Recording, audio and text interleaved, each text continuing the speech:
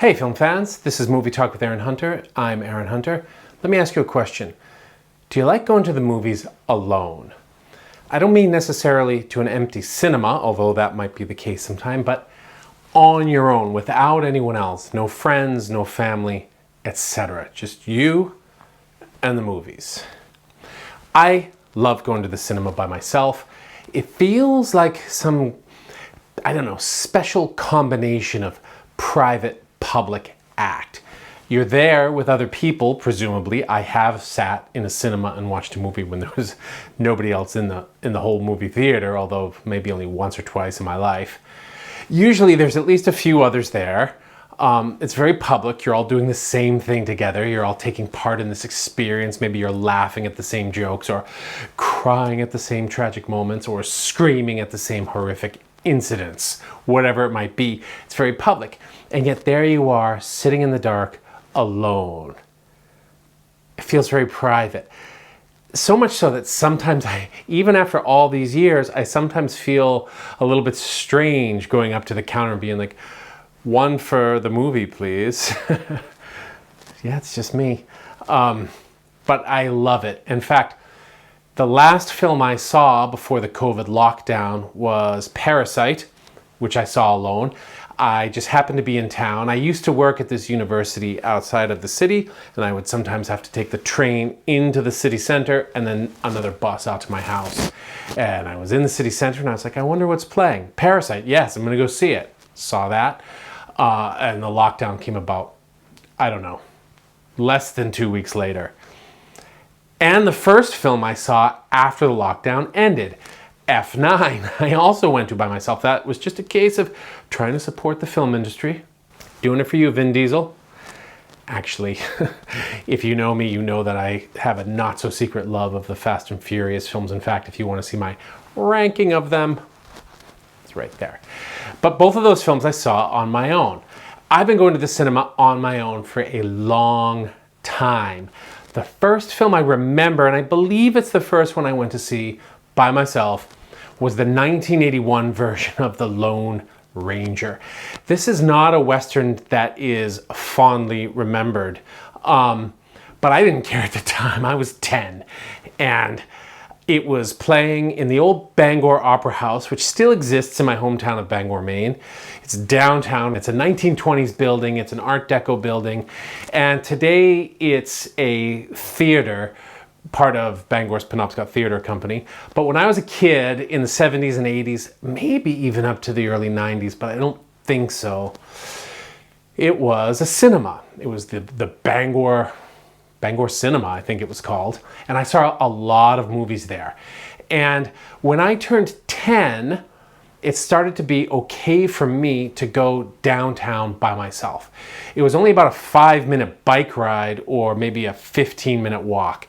And I loved downtown Bangor in the 80s because it had the Gamekeeper, which was a game store, which had puzzles and board games, and most importantly to me and my friends, all the Dungeons and Dragons stuff you could want to, and we would sit there for hours just flipping through old Dragon magazines.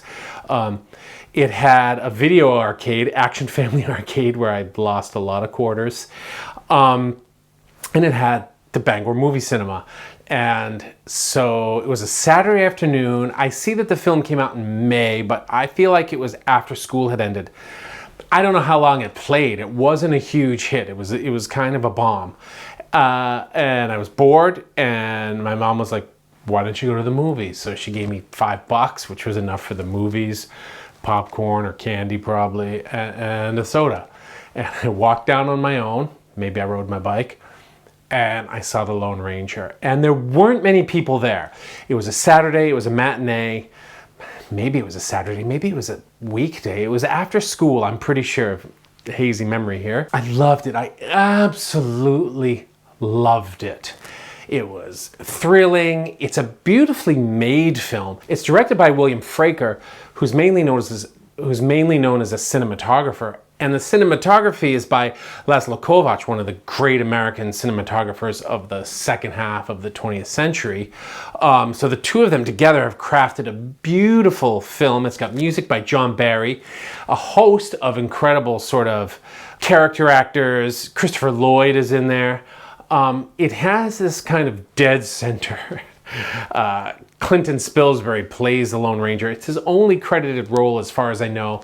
And there's a lot of controversy. There was at the time a lot of controversy around the making of the film, the casting of Spilsbury, the relationship of the film to the sort of broader historical Lone Ranger screen legacy, and so on. That's stuff you can go and look up. I didn't care about any of that stuff at the time. Laszlo Kovacs, not a clue. William Fraker, not a clue. John Barry, not a clue. I was 10 and it was awesome. There's one scene in particular that I will always remember having seen, and it's when they capture Tonto, who's played by Michael Horse, who probably most of you know as the deputy sheriff in Twin Peaks.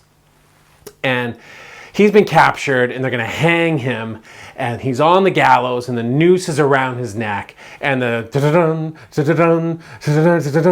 William Tell music kicks in. The Lone Ranger rides into town, shoots the noose from around his neck, and he pulls it off, jumps down, and they ride off before anybody can stop them.